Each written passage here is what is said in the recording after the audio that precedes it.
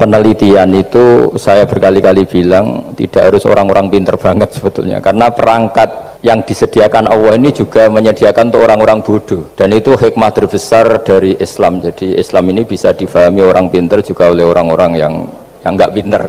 Saya punya kenangan tentang ilmu astronomi, kita belajar falak itu jelimet, Pak Fathul Wahid, jelimet sekali. Ketika ada perdebatan misalnya awal Ramadan itu Ahad sama Senin, saya lagi misalnya Ahad, Minggu sama Senin, karena kita ini di pesantren kalau bilang Minggu itu kadang dilarang, harus bilang Ahad. Apalagi kiainya Pak Fathul Wahid di Kudus, Kiai Turehan itu fanatik, itu nggak boleh orang bilang Minggu, harus bilang Ahad. Yang lucu itu ada seorang kiai yang sangat fanatik terhadap Islam, itu nggak mau kalendernya ditulis kenaikan wafat Isa Al-Masih, karena keyakinan umat Islam bukan Isa yang wafat tapi Sibeh Isa. Itu di kalender Kudus kan wafatnya dalam kurung Sibeh ya, yang menyerupai Isa. Jadi saking fanatiknya tetap menulis sesuai keyakinan. Saya teruskan. Orang kadang bilang begini, cara orang yang tidak mendalami ilmu, sama-sama kiai, sama-sama ormas Islam kok beda awal Ramadan, sehingga jadi debat Ahad atau Minggu sama Senin. Saya punya mak-mak ya, kalau orang sepuh itu yang dulu ikut buyut saya, jadi saya ini generasi kelima, itu orang itu muammar, ditakdir umurnya panjang. Itu bilang gini, Gus, sebetulnya untuk tahu kalender yang benar mana itu gampang katanya, cari tanggal 15, nanti kelihatan siapa yang salah.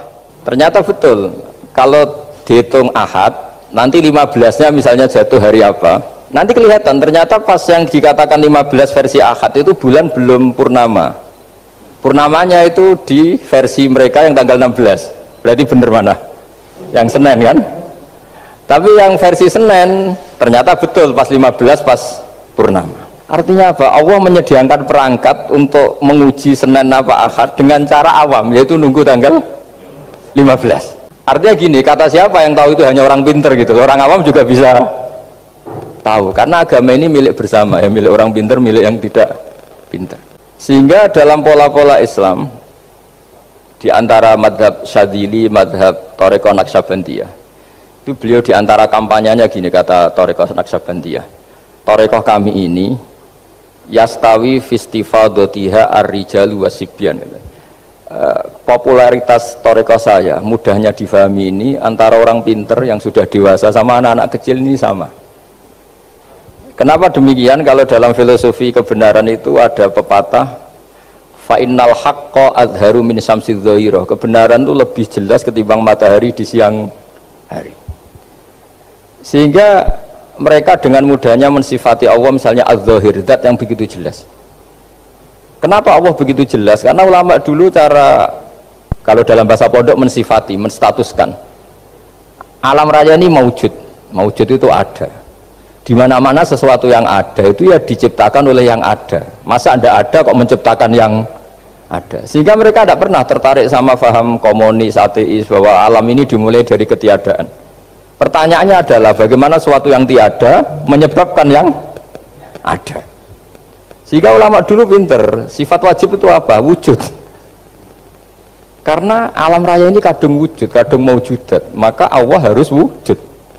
Berhubung wujudnya Allah itu wujud penyebab, harus kodim atau harus awal. Masa penyebab datangnya terlambat dulu yang jadi efek dari penyebab itu. Sehingga mereka dengan gampangnya mensifati Allah az-zahir, zat yang begitu jelas. Sehingga Imam Sibaweh ahli nahwu itu juga mengenali Allah lewat teori nahwu. Beliau bilang Allah itu siapa? Allahu a'raful ma'arif, zat yang paling mudah dikenali. Sebetulnya perangkat ilmu seperti tadi menemukan bulan itu diantaranya ditemukan kalau bulan tuh nggak rata itu ya lewat teori gambar, karena sekian jarak punya akibat sekian, punya misalnya kita melihat gunung kelihatannya indah padahal di situ ya ada lubangnya, ada pohon yang tertebang, ada pemandangan yang nggak indah, tapi gara-gara dilihat dari jauh semuanya indah. Sehingga itu ya dipakai teori juga dalam silaturahim. Di agama terkenal ada pepatah zuruhibban tasdad hubban, jadi ya jangan sering ketemu nanti kamu gampang bosen lah, kira-kira seperti itu. Nah, kemudian teori-teori awam ini dikembangkan. Yang awam, jadi dulu orang menemukan matahari itu besarnya kayak apa, rembulan besarnya seberapa, itu dilihat setiap kita melihat mobil itu jarak 1 kilo masih kelihatan sekian meter, nanti kalau 2 kilo berkurang sekian senti, kalau 3 kilo berkurang sekian senti, terus dikalikan ya kira-kira seperti itu. Kalau rembulan masih kelihatan segede itu berarti kali sekian pengurangan tadi, terus ditemukan. Makanya kita Pak Fathul Wahid yang di pesantren yang memang serius ngaji, itu di situ ada ilmu falak, itu ditemukan sebelum ada teknologi. Jadi kita tahu gerhana itu lamanya berapa, terus yang kena gerhana sisi mana, terus itu dihitung. Karena dari dulu sains, ilmu itu di atas teknologi. Jadi kalau keyakinan kita di pesantren, teknologi itu hanya menyumbang nggak sampai 30%. Jadi orang bisa menemukan pesawat misalnya itu karena melempar batu, kalau masih ada tekanan batu itu tidak akan jatuh. Padahal batu itu tidak ada mesinnya, asal ada tekanan dia tidak jatuh. Terus dihitung kecepatan berapa yang menjamin sesuai itu tidak jatuh. Hanya ditemukan pesawat, meskipun mau landing harus tetap banter, karena kalau tidak banter jatuh.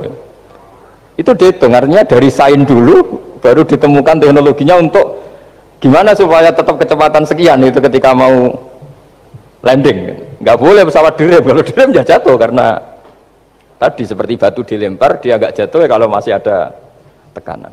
Sehingga instrumen itu ditemukan juga di bab tauhid. Saya punya kitab namanya Hasyiatut Turmusi, dikarang ulama top Indonesia, namanya Syekh Mahfud At-Turmusi.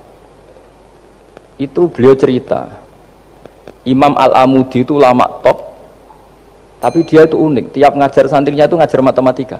Terus ditanya, sampai muridnya itu ragu, ini guruku masuk surga enggak, ini kiai kok hanya ngajar matematika. Tapi gurunya kayaknya enggak terima, disuudoni santrinya itu enggak terima, karena beliau seorang wali.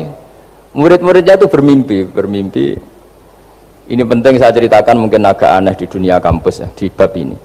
Kalau dalam teori kita, Pak On itu, mimpi sama nyata, melihat itu otoritatif mimpi. Ini yang agak aneh di ilmu pesantren. Jadi melihat jenengan langsung dengan mimpi itu otoritatif mimpi. Nah tentu tidur yang benar. Logikanya gini, kata-kata kitab-kitab menjelaskan. Orang kalau melihat langsung itu pasti terpengaruhi oleh cinta atau tidak cinta, senang atau tidak senang, sedang butuh apa enggak. Jadi kalau saya sedang butuh dengan Pak Rektor itu melihatnya dengan penuh harapan. Jadi kalau saya sakit mau mati itu senang lihat dokter karena ini harapan, Rektor nggak ngefek gitu kan gitu. Tapi kalau saya politikus ngelihat ketua partai itu lebih respect ketimbang melihat dokter. Jadi gara-gara banyak kepentingan ini melihat itu nggak pernah jujur itu, nggak pernah jujur. Jadi kebodohan manusia justru karena melihat itu kalau dalam teori kita. Makanya kalau dalam teori pesantren itu kebalik, anna sunyamun wa idza matu intabahu. Manusia itu hakikatnya tidur, baru setelah mati bangun. Misalnya kita di dunia nganggap uang itu penting, harta itu penting, jabatan penting. Setelah kita mati ternyata yang paling penting itu hanya sujud. Karena kamu itu kenangan ketemu Allah terbaik itu sujud. Yang kita anggap penting di dunia semuanya tidak penting. Yang kita anggap sepele kayak sholat ternyata itu super penting. Tapi sadar itu nunggu nanti di akhirat. Nah, saya ini termasuk syukur yang sadar sebelum sampai akhirat. Jadi termasuk orang yang beruntung gitu. Nah, kenapa mimpi itu begitu penting? Karena tadi ketika orang tidur itu off semua, sistem sarafnya, sistem apanya. Yang ada hanya pengendalian Tuhan. Karena dia tidak bisa mengendalikan dirinya sendiri. Apalagi kalau tidurnya benar ya tentu pakai wudhu, terus pakai doa-doa, terus menghadap kayak mayit itulah, standar mayit, menghadap ke kiblat kayak posisi mayit itu. Sehingga dia ada intervensi pada dirinya sendiri, ya tidak punya keinginan dari dirinya sendiri. Kamu kan nggak bisa ingin, wah tidur ingin ketemu wanita cantik kan tidak bisa tentukan gitu. Akhirnya ya benar-benar hanya milik Allah. Apalagi kalau kita bacanya benar, terus pikirannya benar. Makanya uniknya dalam Islam adalah doa mau tidur dengan wiridan setelah sholat itu ajarannya Nabi banyak mau tidur. Wiridan subhanallah 33, alhamdulillah 33, akbar 33 dan disempurnakan seterusnya itu ijazah Nabi kepada Sayyidah Fatimah itu untuk mau apa? Tidur. Bismika wada'tu jambi wa bismika arfa'u, sampai doanya panjang. Allahumma aljatu zuhri ilaika, panjang sekali doa mau tidur. Saya yakin jenengan tidak hafal dan tidak paling ya apa? Bismika Allahumma ahyawamu. Itu sebagian ustadz bilang itu doa ngaji katanya. Ada seorang ustadz saking mangkelnya, ibu sudah baca doa ngaji belum? Tak juara bismika Allahumma ahya bismika wa amut. Wah itu kan doa mau tidur Pak Ustadz. Iya biasanya kalau ngaji tidur. Jadi doa itu kalau itu doa mau. Akhirnya mimpi itu penting. Karena di situ manusia nggak punya nafsu, nggak punya keinginan. Sehingga yang ada itu, kata Nabi itu ada sittatun wa arba'una juz'an minan nubuwah.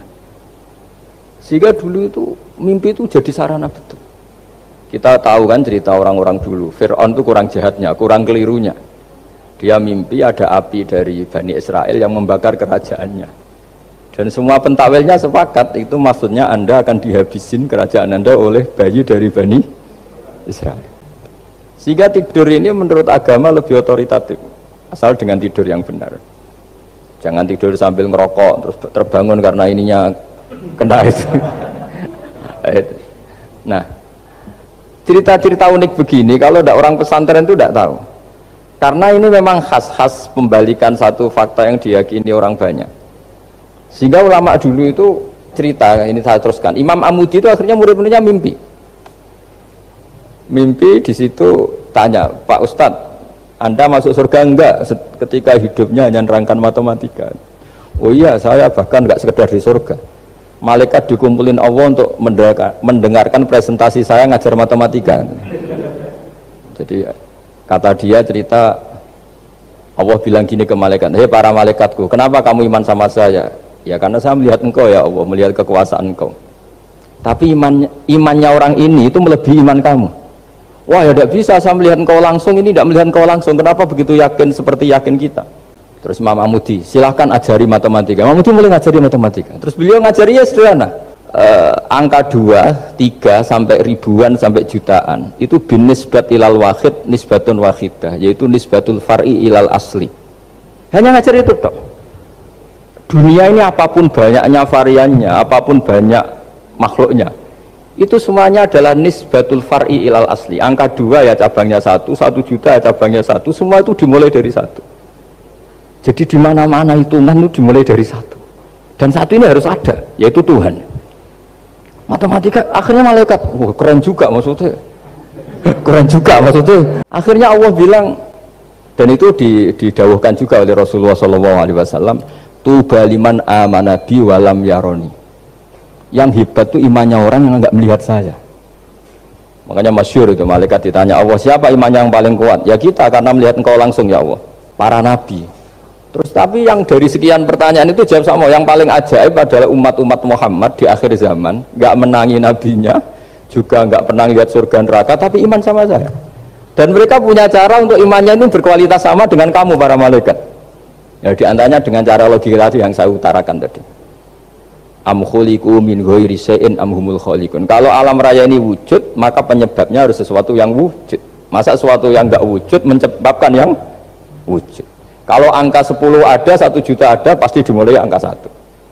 Makanya nisbatus naini wal arba'ah ila ma la nihayatalaha, itu semuanya nisbatul far'i ilal asli. Semua angka berapapun jumlahnya itu binisbat ilal wahid adalah nisbatul far'i ilal asli.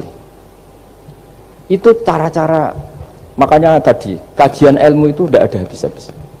Makanya perasaan saya itu kemungkinan orang Islam jadi ateis itu kecil, Pak Fatullah.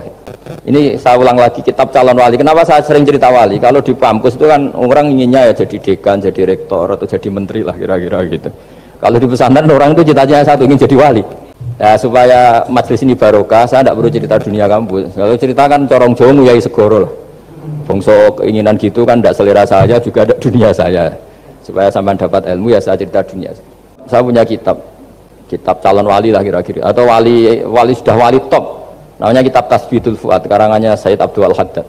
Kata beliau begini, saya itu tidak khawatir orang Islam jadi murtad, apalagi jadi ateis, karena kalimat la ilaha illallah itu sahlatun qoribah, kalimat yang mudah sekali, sehingga saya tidak khawatir orang Islam yang ketemu orang ateis, ketemu orang macam-macam, asal diajari kalimat ini secara benar.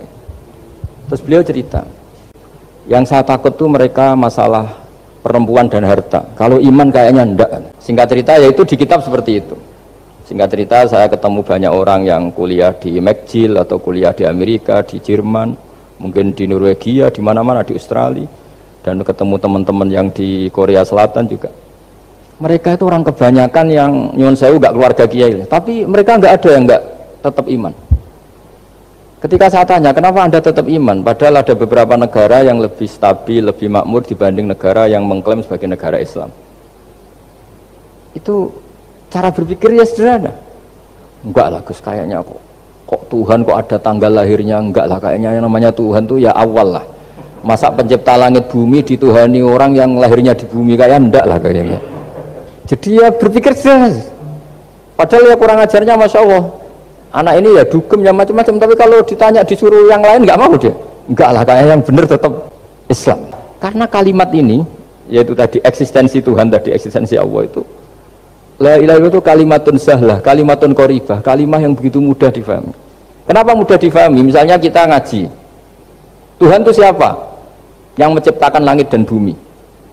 Dengan misalnya perbandingan Tuhan itu siapa? Yang lahir di bumi tahun sekian. Enak mana cara kita menerima itu? Kan keren yang menciptakan langit dan bumi.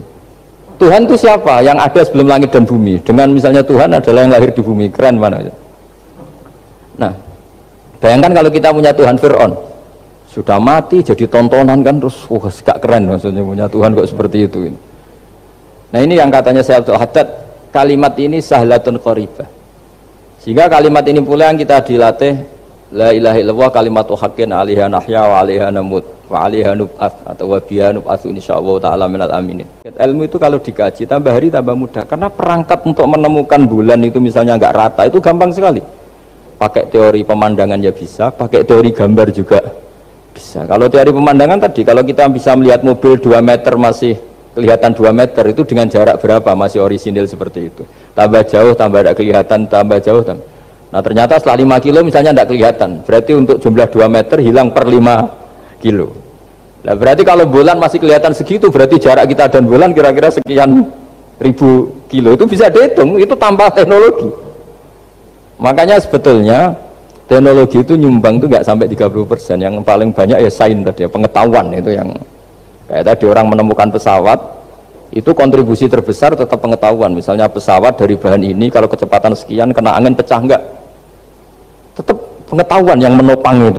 Teknologi kan paling mengantar supaya pesawat kecepatan sekian didorong mesin sekian dengan apa begitu. Nah pesantren seperti kita ya, saya ini dididik Mbah Mun, dididik bapak saya, buyut-buyut saya, kiai, itu sekali alim, yang alim betulan, itu ya alim betul. Ya karena memang yang repot nih yang agak-agak dukun itu ya ribet itu. Penting rambutnya gondrong, terus terkenal gak pernah mandi, terus nanti ada orang tertentu tertarik minta doa, ini yang ribet ini, susah ini sertifikasinya susah ini karena. Tapi kalau kita ini di pesantren yang coro sertifikasinya jelas. Jadi berani jadi Gus harus bisa baca mu'in gitu, berani jadi kiai harus bisa baca wahab. Aturan mainnya jelas kalau di ini. Yang repot tuh yang sebagian itu aturan mainnya tidak jelas. Terus promosinya itu pernah datangi menteri loh, pernah datangi, wah ya ribet kalau ukuran keren tuh didatangi apa? Menteri atau pejabat.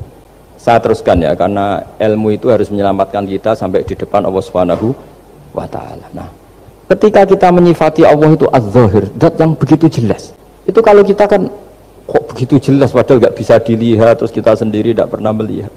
Tapi eksistensi Tuhan sebagai Tuhan, yaitu al-wajibil wujud, itu jelas sekali, karena nggak mungkin suatu yang wujud diciptakan oleh yang tidak wujud. Kenapa harus awal? Masa pencipta datangnya terlambat? Terus juga harus bakok itu abadi atau al-akhir kalau dalam bahasa Quran. Masa zat yang superior kemudian kalah sama yang diciptakan? Berarti nanti ada kekuatan besar yang mengalahkan Tuhan. Ya kan ya aneh, kekuatan ini dalam kendalinya kemudian Allah kalah kan tidak mungkin. Makanya disebut al-akhir. Allah pasti tidak ada yang mengalahkan. Terus diantaranya lagi disebut qiyamuhu binafsihi. Kalau dalam bahasa Quran disebut al-qayyum, zat yang berdiri sendiri. Gak boleh Tuhan butuh yang lain. Kalau butuh yang lain berarti bergantung pada yang lain. Dan nggak usah jadi Tuhan lah kalau masih butuh yang lain. Karena kekuatan ini, saya ulang lagi, karena kekuatan ini, ketika anak-anak mahasiswa kuliah di Jerman atau di Swiss, di negara-negara yang lebih bahagia ketimbang negara yang mayoritas Muslim, itu mungkin mereka tertarik sama sistem negara itu karena ada jaminan sosial ini. Tapi nggak pernah tertarik sama Tuhannya negara itu. Karena dihitung-hitung tadi Tuhannya mesti keren kita gitu. Jadi, ini cerita ke saya Abdul Haddad. Kata saya Abdul Haddad, kamu tidak usah khawatir lah umat Islam murtad atau jadi ateis gitu. Karena penjelasan tauhid Islam itu begitu jelas. Jadi by design manusia itu pasti nerima tauhid kira-kira gitu. Jadi ini pentingnya adz-dzahir. Jadi Allah itu begitu apa? Tapi Allah juga mensifati dirinya al-batin. Nah, al-batin itu gak mudah dikenali. Kenapa? Karena tubuh kita desainnya ini profan. Tubuh kita tidak sempurna, rentan. Nah, tentu sesuatu yang tidak sempurna ini tidak bisa melihat zat yang super apa? Sempurna. Kita bisa rusak sementara Allah tidak. Nah, karena alasannya tubuh kita ini didesain untuk rusak, maka di surga itu keyakinan para ulama orang bisa melihat Allah karena desain tubuhnya sudah dirubah dari desain profan menjadi keabadian. Sehingga di sini saya akan melihat. Itu pun tetap min ghairi kaifin walan hisorin, tetap ya bisa melihat, tapi corong Jawa itu keceluk melihat tapi tidak sampai faham.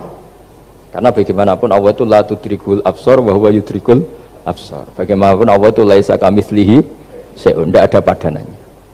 Jadi makanya Allah punya sisi adz-dzahir bisa dikenali sekali. Kenapa? Ya tadi nisbatus naini wal arba'ah ila ma la nihayata laha itu nisbatul far'i ilal asli. Saya punya kitab Pak Fathul Wahid, diajar Mbah Mun dulu, kitab Al-Husunul Hamidiyah. Itu yang ngarang itu ya kayak kelihatan ngawur, tapi ngawurnya orang alim. Jadi di situ ada gambar, gambarnya itu nggak jelas. Mungkin pengarangnya juga nggak bisa gambar kayaknya. Wah bulat, benang bulat ada, gambar gunung ada, gambar yang tambah ngawur ya banyak sekali. Gambarnya itu nggak ada yang jelas. Tapi dari nggak jelas itu beliau bilang gini, gambar yang bulat ini, yang nggak jelas ini, tetap kamu punya rumus kan? Itu dimulai dari satu titik. Mau gambar gedung tingkat 5, mau gambar hutan ada harimaunya, tetap dimulai dari satu titik. Ya alam raya ya seperti itu, mau ada Mars, cek mau ada Jupiter, kayak tetap dimulai dari situ titik. Nah ini namanya nuqtatul wujud, titik kewujudan, yaitu Allah Subhanahu wa ta'ala. Sehingga ketika kita ngaji, ketika di pesantren dulu, penjelasannya adalah Al-Quran maknanya dipadatkan di Fatihah, Fatihah dipadatkan di Bismillah, katanya Bismillah dipadatkan di titiknya ba. Nah titik ba ini dianggap titik awal wujud, bi kana makana wa bi yakunu ma yakun. Kira-kira Allah mentitahkan karena saya semuanya yang ada, dan karena saya yang mau ada bisa saya adakan. Nah, itu sirinya lah. Jadi menerangkan tauhid itu pakai gambar. Gambarnya keliru sekali lah kalau dalam orang seni mesti lihat gak seni itu. Karena dia agak butuh gambarnya, butuh mau menjelaskan buat dunia sebanyak ini, buat alam raya sebanyak ini tetap dimulai dari satu titik. Nah, sehingga di sini ada tauhid, qul huwallahu ahad, Allahus samad, dan seterusnya. Nah, saya mohon lewat penjelasan ini ya, baik orang yang ahli teknik maupun ahli medis, ahli apa saja, tolong latihlah memberi penjelasan yang mudah, sehingga agama ini mudah dicerna. Kalau ini dijelaskan cara mudah beragama itu jadi gampang. Makanya ciri utama agamanya orang-orang baik itu satu, man radiya billahi robba. Radiya itu seneng banget. Kenapa seneng banget? Karena memang agama ini nyaman, indah. Jadi datang dengan kebenaran yang mudah dicerna. Coba kalau agama ini datang dengan cara misalnya gini, kamu harus menuhankan ini, dan kita tahu itu lahirnya di bumi, kan ada yang ganjel. Kok Tuhan sama buminya dulu, buminya ini gimana ini? Kan pusing. Buat Anda profesor nggak bisa jawab itu. Tapi kalau Tuhan itu adalah yang ada sebelum langit dan bumi, kan ya iyalah, masa Tuhan terlambat datangnya, kan terus enak itu menerimanya itu. Makanya diantara kekalahan Fir'aun berdebat, ya Nabi Musa ya Nabi lah, juga proses ya.